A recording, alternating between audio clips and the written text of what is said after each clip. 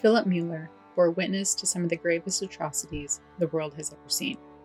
Muller, the Slovakian Jew who was deported to Auschwitz in April 1942, found himself working within the mechanized Nazi killing apparatus only a month after his arrival.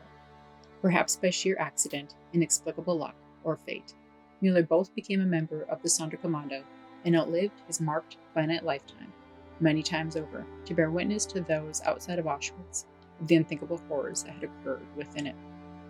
Muller, through his eyewitness account, gave us insight into what it may have meant to have been part of the Nazi secret. Muller outrightly acknowledged that as part of the Auschwitz Sonderkommando, a group of mostly Jewish prisoners within the extermination camp who were forced to work in the gas chamber and crematoria, he inevitably became part of the secret.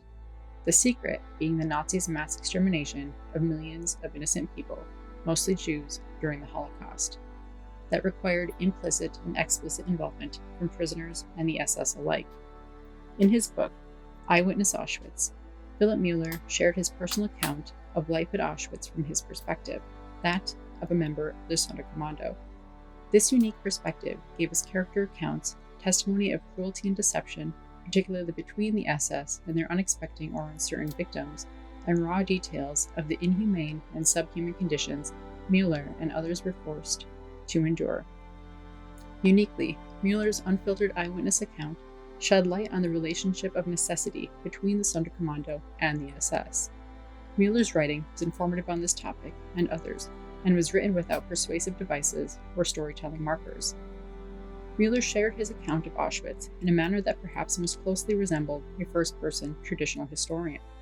Muller's unapologetic, detailed text serve as one of the few representations of the Sonderkommando.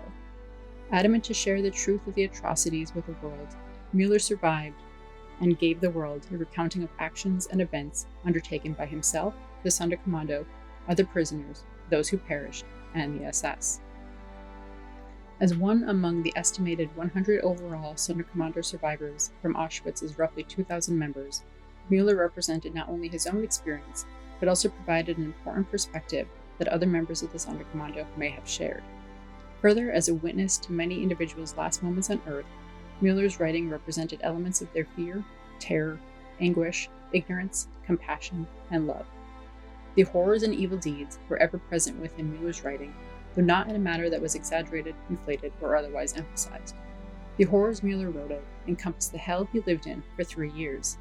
These horrors represented his life, or more so, his existence within the perverted space that was the Auschwitz-Birkenau concentration and extermination camp. Muller routinely wrote of situations where he found himself and others suffering from inaction. The default of inaction Muller wrote of may have been what enabled him to survive. Inaction occurred in situations where he could have tried to warn the impending victims of their fate.